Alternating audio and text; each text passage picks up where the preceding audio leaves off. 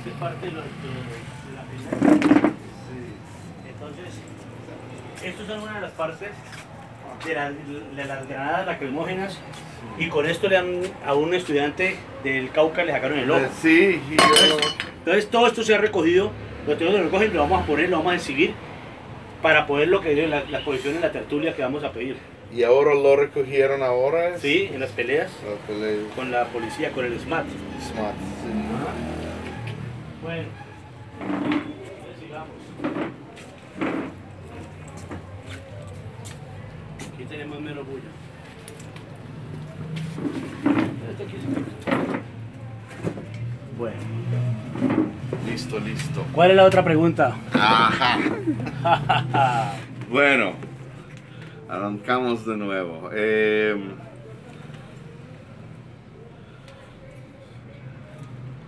Bueno, por la próxima quiero preguntarles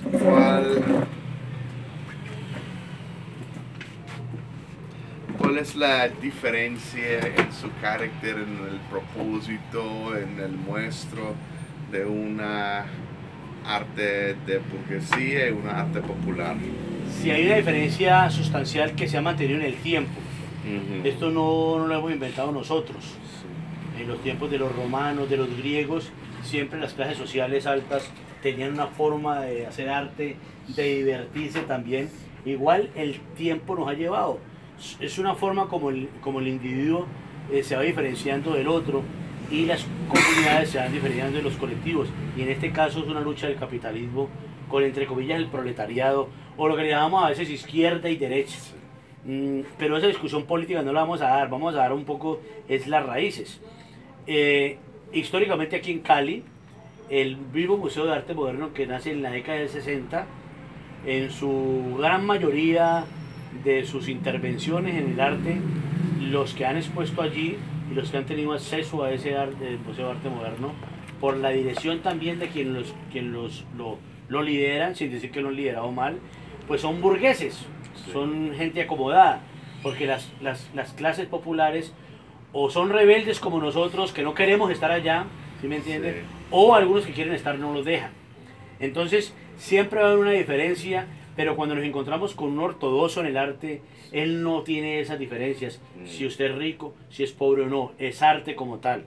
Pero como aquí tenemos un espacio más político, el museo es un espacio más político de contar la historia, mantener la memoria, sí no vamos a chocar con eso. Entonces, por ejemplo, uno puede decir, en la década del 50 habían varios escultores acá muy famosos. Julio Abril era un experto, un tipo excepcional con las manos, pero era del Partido Comunista, ¿cierto? Era anarquista. Sí. Entonces él no tenía acceso a esos espacios, y los escritos contra él y contra Castañeda y contra otros más, pues eran los que manejan los medios, de la gente de la derecha, y hablaban pues que no son buenos artistas. No ponían el arte independientemente si fuera pobre o no fuera pobre. Pero habían otros que eran ya de clase más buena, entonces Alcántara sí podía, Negré, hubieron algunas excepciones de artistas que no eran tan anarquistas, entonces no chocaban con esta clase dominante y tenían posibilidades. Pero por ejemplo, hay un artista que era el más famoso, no necesariamente era el mejor, ¿cierto? Pero era las élites del Cauca, que era Edgar Negré, y Edgar Negré sí tenía esa posibilidad inclusive de ser el mejor artista más conocido en el mundo. Julio Abril había estado también en Estados Unidos, casado con una norteamericana, pero eso no incidió mucho. Presentaron en algunos, porque ella también era artista, en algunas partes, pero no tuvieron como la visibilidad que tuvo Edgar Negré. Entonces, siempre va a haber una pelea entre lo popular y lo burgués, pero eso no significa que nos vamos a quedar en esa contienda. El joint venture es el ejemplo vivo, el ejemplo más palpable de que se pueden hacer las cosas sin perder la clase. Sí. Porque por mucho que nosotros llevemos esas cosas para la tertulia, nosotros no vamos a hacer un museo burgués, vamos a hacer un museo popular. De hecho, traer las cosas de atrás para acá, pues nos implica una situación compleja con la misma gente de Siloé, que estuvo viendo el museo en la tertulia y que cuando vuelven aquí otra vez les parece que eso está muy feo, les parece que está muy pequeñito, que la puesta en escena no es la mejor, no es muy limpio, cuando antes esto no era limpio, entonces no tiene por qué ser tan limpio. Porque el polvo de Siloé, las cucarachas y los zancudos de nosotros son los que realmente priman acá, porque es el espíritu de nuestros animales y de nuestra gente. Es una cosa romántica que la gente dice, esto es un vulgar, pero no se trata de vulgar, se trata de decir que esa es la forma como vivimos. Sí. Y quedamos perdidos porque la televisión privada, la misma televisión privada que es tan poderosa, sí que menos la televisión pública, tarde que temprano van en decadencia, van en decadencia, van en decadencia. Entonces lo que van son los medios digitales los que van para arriba. Esos son los que están reemplazando eso y nosotros no podemos quedar por fuera.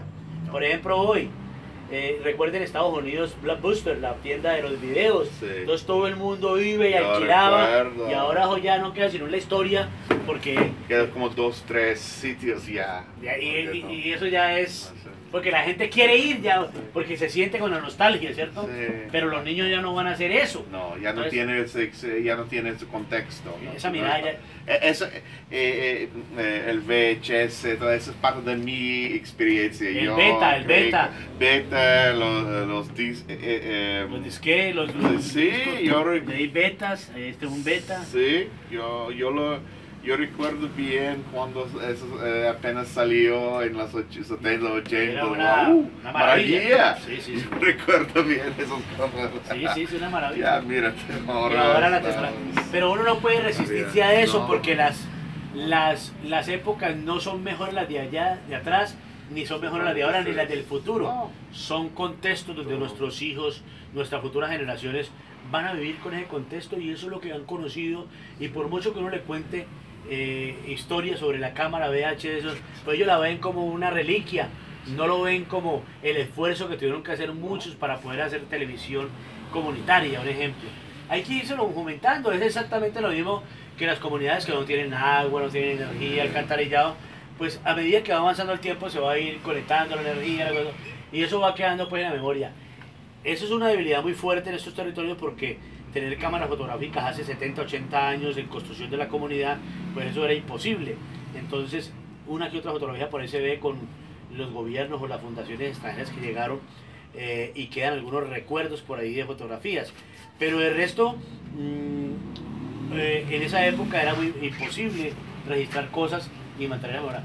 Hoy el planeta nos lleva a que la memoria está allí implícita, está allí. Todo el mundo, como tiene la facilidad de la tecnología, va haciendo memoria sin darse cuenta, va subiendo fotografías a las redes y eso es parte de un acumulado de fortalecer la memoria de un territorio. Sí, no. Voy a ahora decir una cosa al lado. Una de los, bueno, esas cosas dinámicas se pasan en todo el mundo, yo creo, en todos los países, pero una de las cosas muy poco difícil en los Estados Unidos ahora es que muchos hay algunos en los sectores como populares han dejado poco de su memoria de resistencia, de las luchas. Por eso, por ejemplo, un buen parte del sector popular votó por alguien como Trump. Sí. Porque dejaron sus memorias Sí. de su contexto, de su experiencia, y llegó alguien con sus...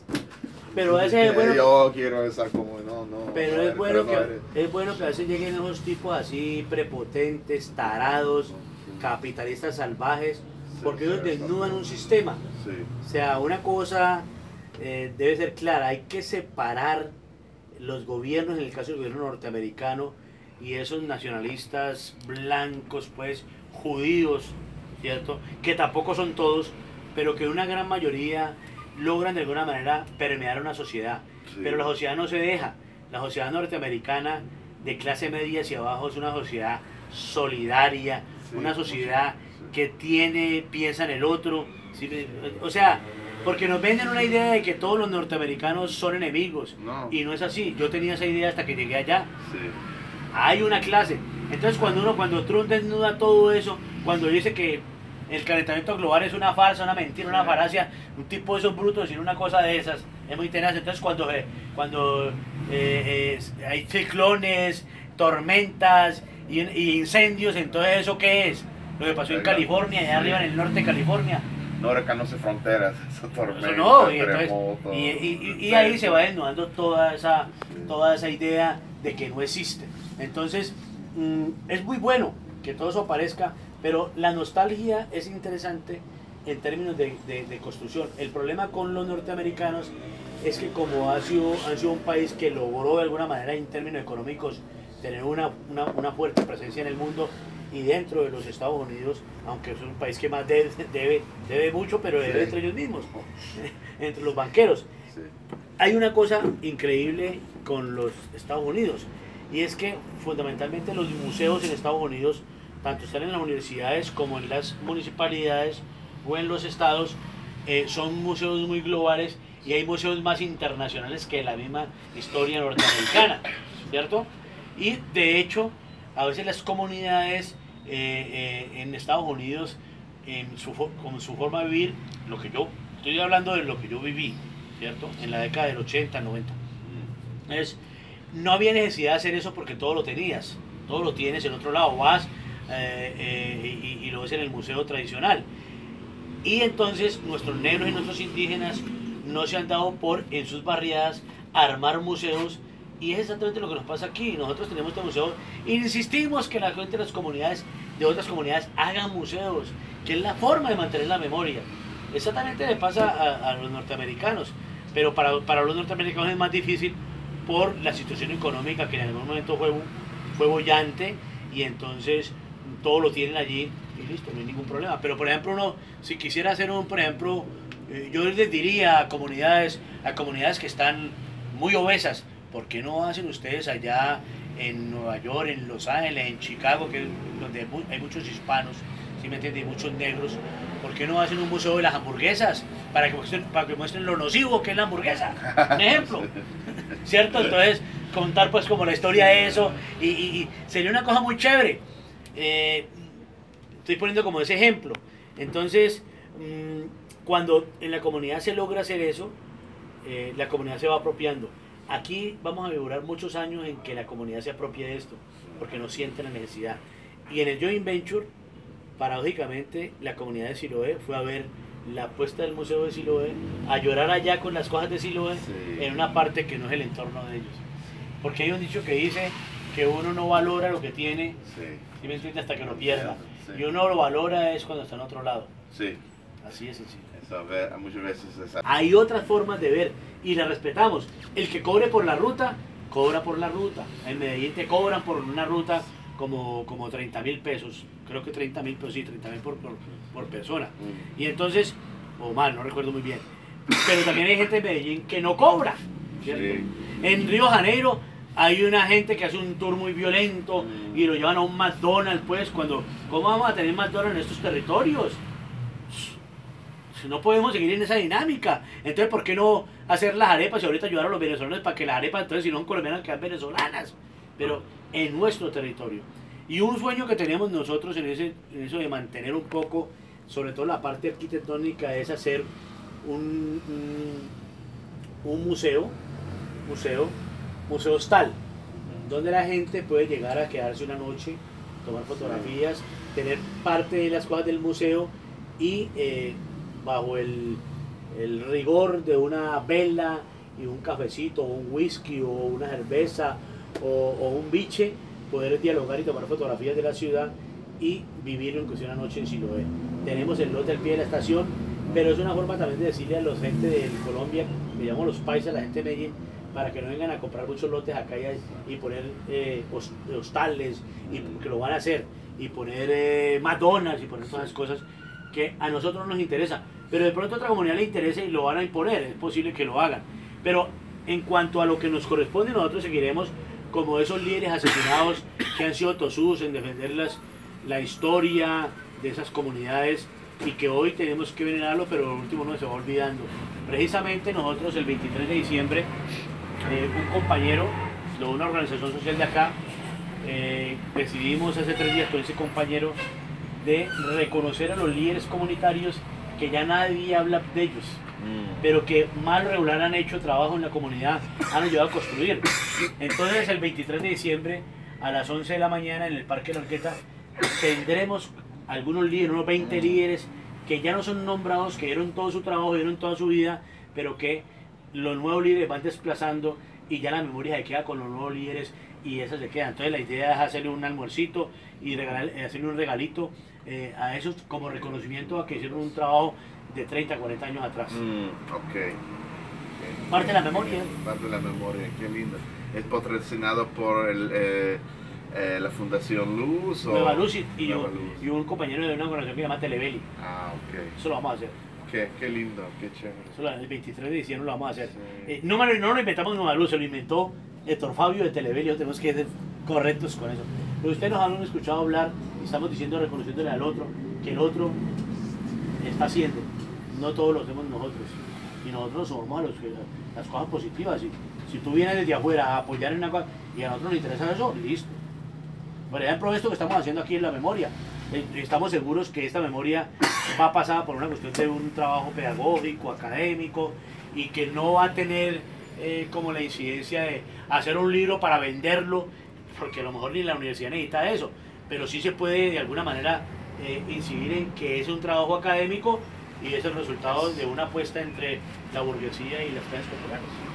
Sí, no, es el propósito es precisamente para recoger parte de memoria de esa experiencia. También yo voy a, cuando todo es, tengo grabado toda esta memoria, yo voy a, obviamente, entregarlo con ustedes también. Ah, muy amable, claro que sí.